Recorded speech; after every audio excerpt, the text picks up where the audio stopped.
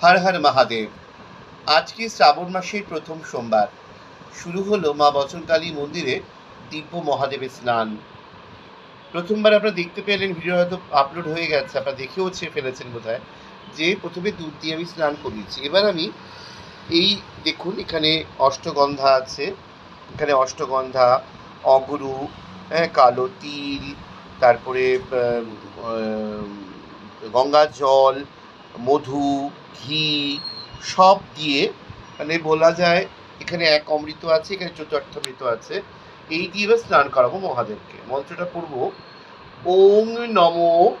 প্রথমে কিন্তু এই গণেশের, এই মহাদেবের এই ঘেরাতে আমি জল ঢালছি, এই চতুর্দিকের ঘেরাতে। তারপর ঢাললাম এইদিকে গণেশকে, তারপর ঢাললাম কার্তিককে, তারপরে মাঝখানে হচ্ছে অশোক সুন্দরীকে, তারপরে নাগ দেবতাকে, তারপরে মহাদেব মস্তিষ্ক।